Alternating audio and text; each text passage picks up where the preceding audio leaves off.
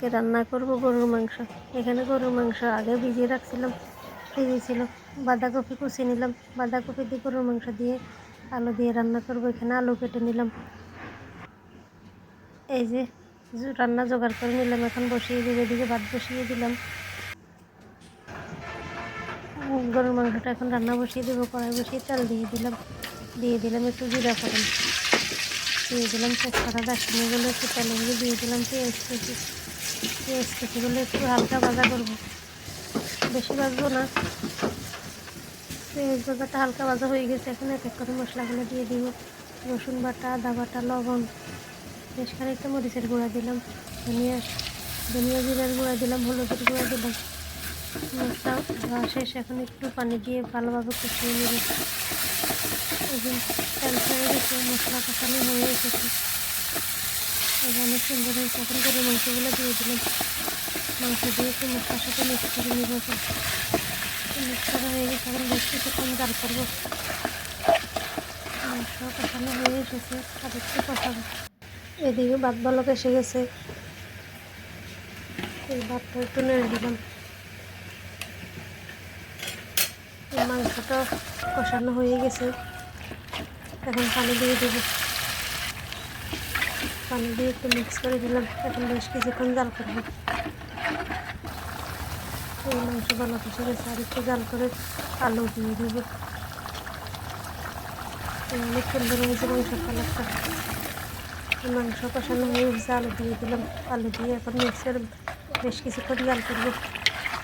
আলু দিয়ে মাংস কষানো হয়ে গেছে, এখন কপিগুলো দিয়ে দিব। কপি দিয়ে দিলাম।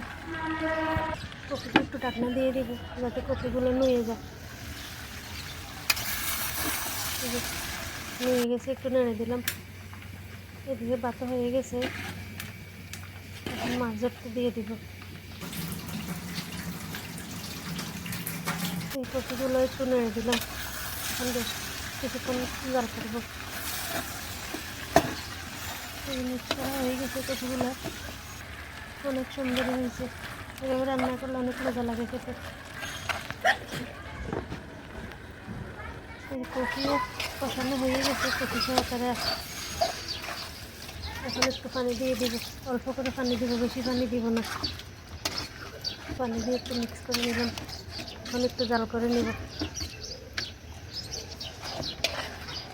এই যে বলক এসে গেছে, একটু নেড়ে দিলাম। এদিকে ডাল রান্না করে নিলাম আগেই।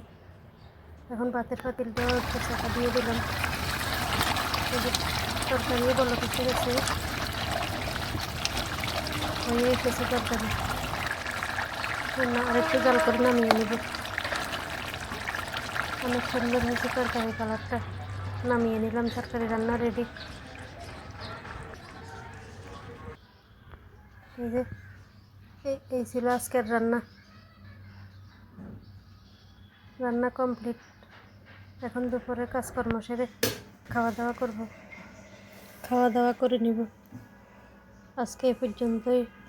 সবাই ভালো থাকবেন, সুস্থ থাকবেন। যে যেখান থেকে ভিডিওটা দেখেন, ভালো লাগলে লাইক কমেন্ট করবেন।